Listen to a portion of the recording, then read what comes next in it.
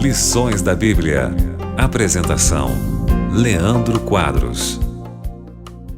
Ao longo desta semana estamos estudando sobre os ciclos da vida, fases diferentes pelas quais passamos, e quando aceitamos cada fase e aprendemos a lidar com cada uma dessas fases, temos saúde emocional, somos mais felizes, aprendemos a viver de verdade. Hoje estudaremos sobre as mudanças radicais. Há momentos em nossa vida que passamos por mudanças radicais. E uma das principais mudanças para as quais somos convidados a passar é a conversão. Deus tem um plano para salvar a todos os seres humanos. Deus quer salvar os seres humanos da morte eterna. Deus não quer que o ser humano permaneça numa sepultura para sempre. Deus quer que o ser humano viva eternamente com Ele, mas para isso o ser humano precisa aceitar o plano de salvação de Deus. E este plano é crer no sacrifício substitutivo de Cristo, crer em sua morte e ressurreição e apegar-se pela fé aos benefícios do ministério sumo sacerdotal de Cristo no santuário celestial. Quando aceitamos, amigo ouvinte, este plano de salvação, uma das mudanças, na verdade, a mudança mais radical que ocorre na vida do ser humano é a chamada conversão, que vem em resultado da aceitação deste plano de salvação. E por quê? Quando aceitamos este plano de salvação, Deus começa a realizar de uma forma muito intensa uma transformação em nós.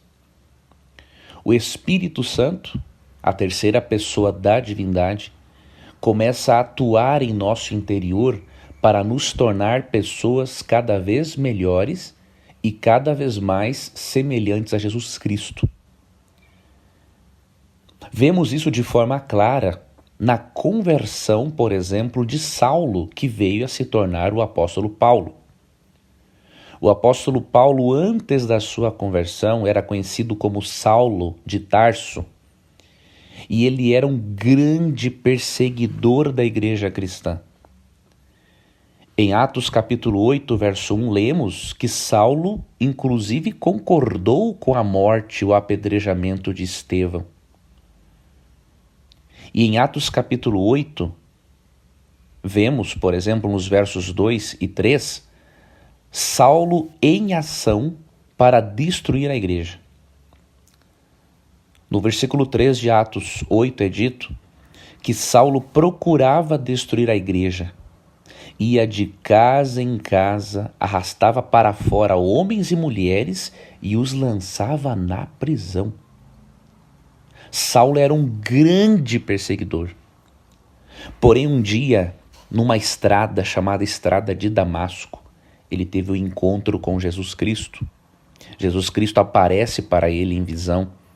E o que acontece, amigo ouvinte? Em Atos capítulo 9, vemos um homem convertido, de perseguidor, passou a ser perseguido em nome do Evangelho. E este homem que era perseguidor, perseguia os cristãos por crer em Jesus Cristo.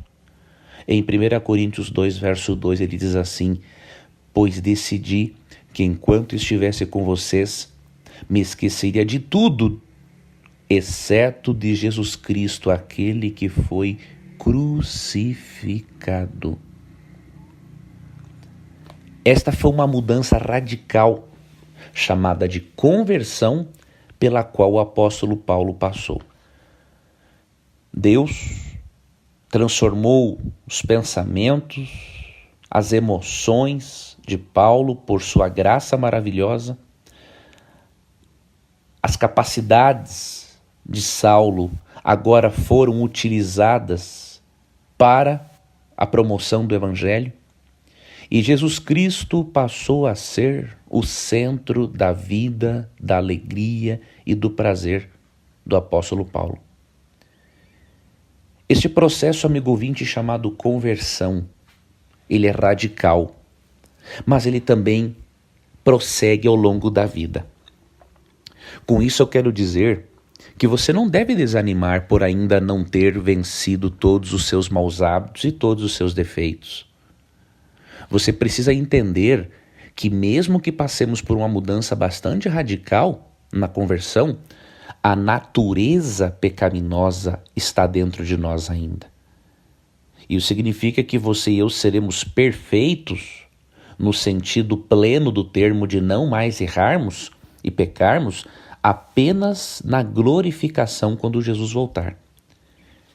Enquanto isso, você e eu precisamos manter uma relação íntima com Deus e permitir que o Espírito Santo nos transforme cada vez mais à imagem e semelhança de Deus. Esse processo chamado santificação leva a vida toda. Mas você pode se perguntar, Leandro, e se Jesus voltar e eu não ter conseguido vencer tudo aquilo que eu precisava ter vencido? Porque, Leandro, há coisas que com o passar do tempo eu percebo que eu faço e que eu não notava que era pecado. Leandro, até mesmo as minhas boas intenções muitas vezes têm pecado e eu tenho lutado para ter sido transformado e para vencer esses hábitos.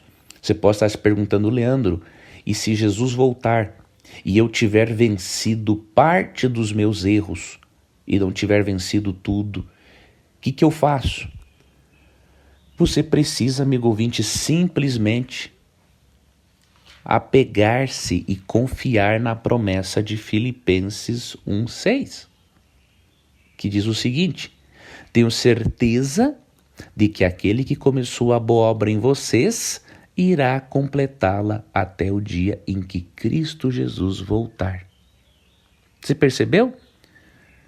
A obra de transformação, mesmo que tenha a nossa ação, mais do que isso, a obra de transformação depende mesmo do Espírito Santo. E Filipenses 1:6 promete que aquilo que Deus começou em nós, Ele vai terminar até o momento em que Cristo voltar. A graça de Cristo, amigo ouvinte, precisa lhe acompanhar ao longo de todo o processo de santificação. A graça de Jesus não pode estar presente para você apenas no momento da conversão e da justificação. A graça tem que estar presente com você em toda a sua vida. Você tem que crer que aquilo que faltar em você, Deus vai completar, e você tem que crer em Romanos 8:1, que diz: não há nenhuma condenação para os que estão em Cristo Jesus.